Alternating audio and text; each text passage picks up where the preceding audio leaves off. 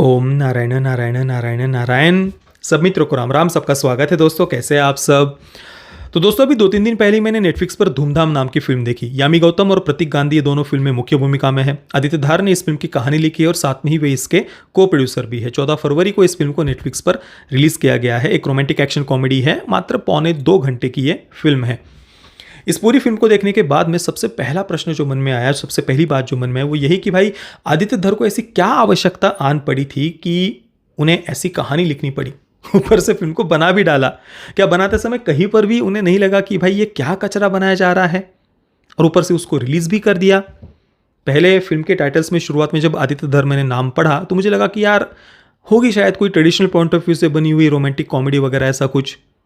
हालांकि नेटफ्लिक्स का नाम देख करके मन में तो संदेह था ही, क्योंकि नेटफ्लिक्स पर ज़्यादातर नेटफ्लिक्स इंडिया का जो ज़्यादातर कंटेंट होता है वो वही इसी प्रकार का कचरा टाइप कंटेंट ही होता है।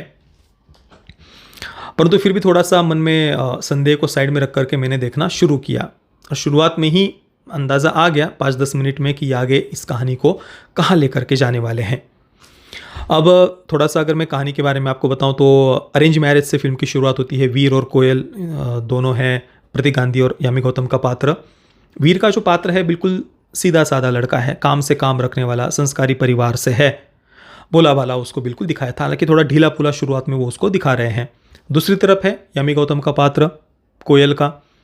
अरेंज मैरिज के समय तो सामने अपने आप को बिल्कुल किसी संस्कारी लड़की की तरफ वो दिखाती है।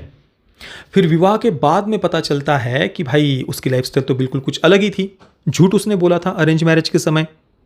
तो वीर का पात्र जब पूछता है उससे कि भाई ये झूठ क्यों बोला तुमने अपने बारे में, तो जो कुछ भी उसकी वो लाइफस्टाइल है ना, मतलब बॉयफ्रेंड्स या जो भी जिस प्रकार फूहड़ता भरा जीवन, विवाह से पहले भी बैचलर पार्टी वगैरह जो दिखाई जा रही है, वहाँ पर जो एक लड़के को बुलाना, जो क्या कहते हैं स्ट्रिप बॉय या पता नहीं क्या कहते हैं यार उसको, जो कुछ भी एक लड़के को बुलाया जाना और जो भी हरकतें उस बैचलर पार्टी में जिस प्रकार की दिखाई है, तो इस प्रकार की लाइफस्टाइल लड़की की है। और विवाह के समय उसने झूठ बोला था, बिल्कुल संस्कारी लड़की के रूप में अपने आप को दिखाया था।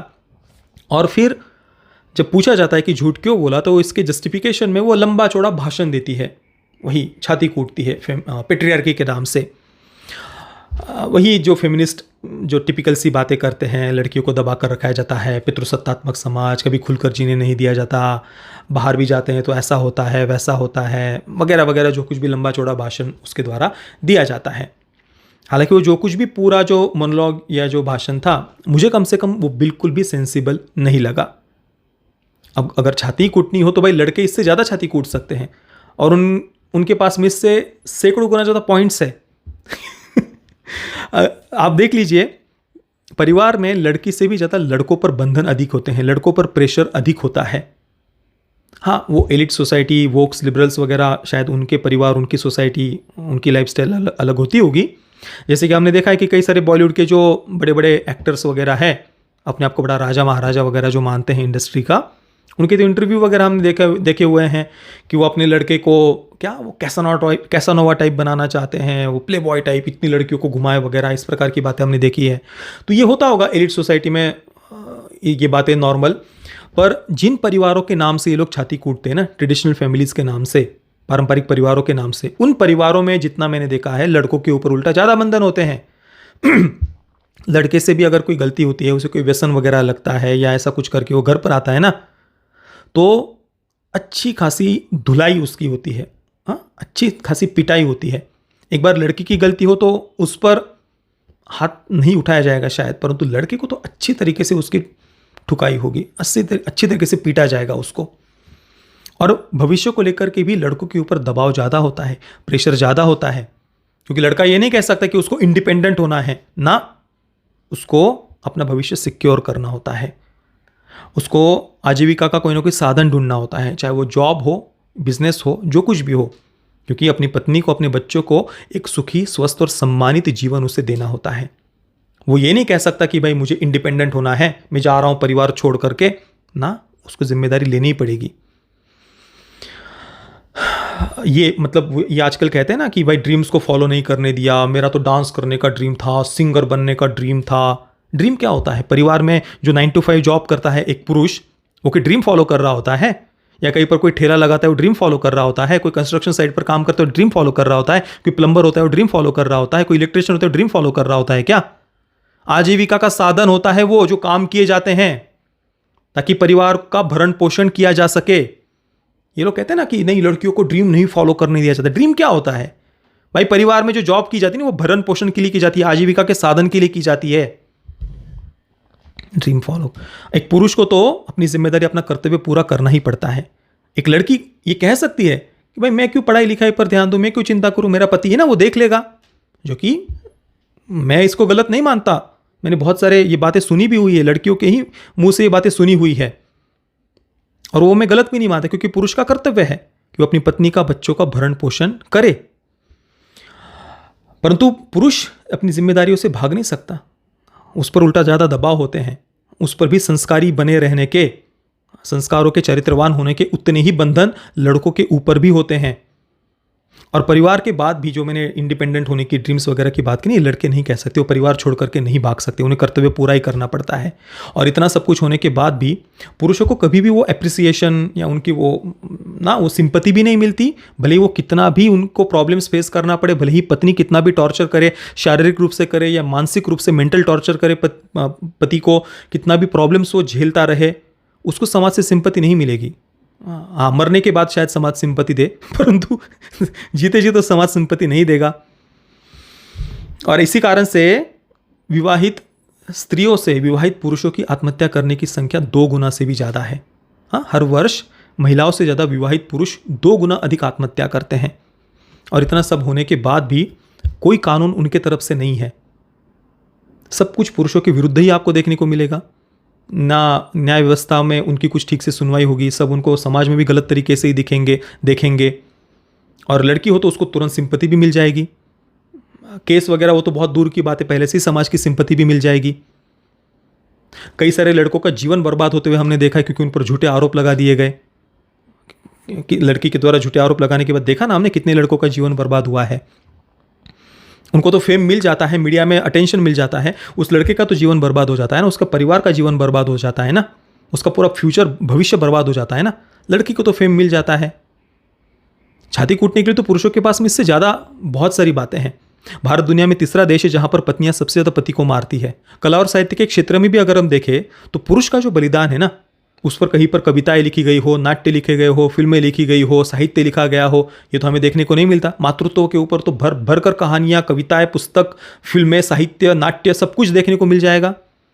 पुरुष के तो त्याग, तपस्या, बलिदान की प्रशंसा वो की गई हो, ये तो अधिकतर हमें देखने को नहीं मिलता। कुछ एक्सेप्शंस तो ऑब्वियसली हर जगह होते हैं, पर उस प्रकार से पुरुष का तो सिंपैथी या उसकी प्रशंसा वगैरह तो नहीं की जाती, इतनी त्याग, तपस्या, बलिदान के बाद में भी। और इतिहास में भी अगर हम देखें ना, विशेषतः भारत के इतिहास में अगर हम देखें ना, तो पुरुषों ने नारी की रक्षा के लिए, स्त्री की रक्षा के लिए अपने शीश तक कटवाए हुए हैं।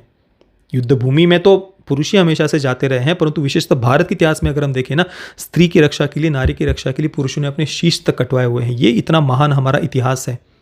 पर आज कला और साहित्य के क्षेत्र में क्या बताया जाता है? एक घिनौनी पेट्रियार्की का हवा खड़ा किया जाता है।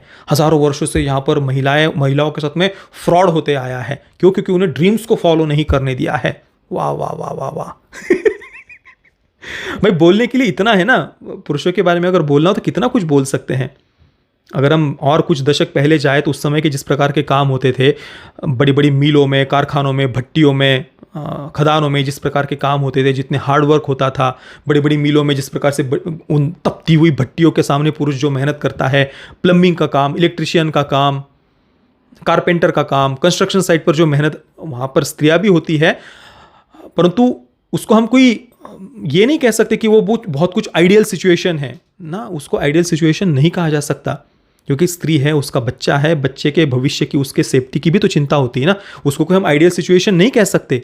ठीक है, आवश्यकता हो तो बिल्कुल अपने पति के साथ कंधे से कंधा मिलाने के लिए भारतीय स्त्री हमेशा से ही कोई ना कोई काम करते आई है, और इसमें कोई फेमिनिस्टों का कोई बहुत बड़ा अचीवमेंट ये बात नहीं है। हमेशा से ही भारतीय स्त्रियों ने पति के साथ कंधे से कंधा मिला करके काम किया है। परंतु वो कोई ड्रीम फॉलो करना नहीं होता, वो परिवार का भरण पोषण करना होता है।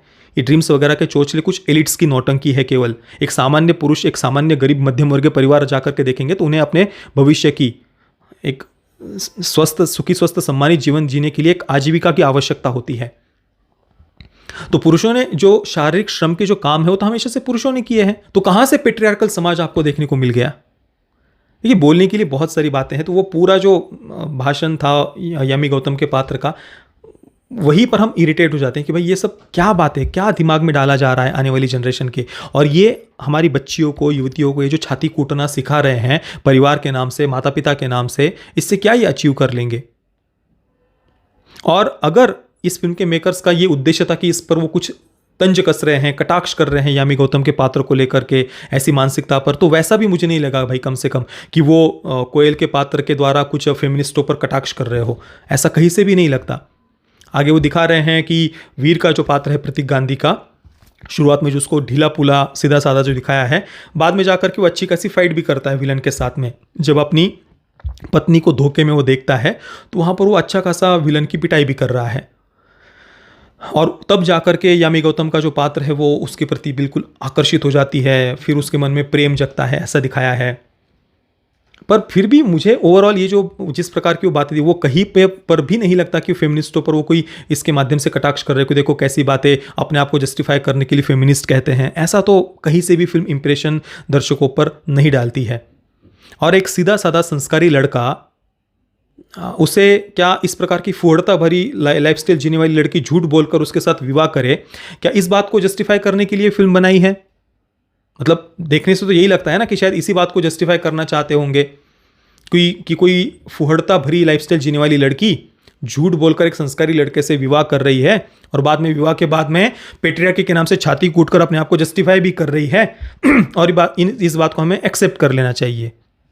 यही शायद फिल्म कहना चाहती होगी, पता नहीं।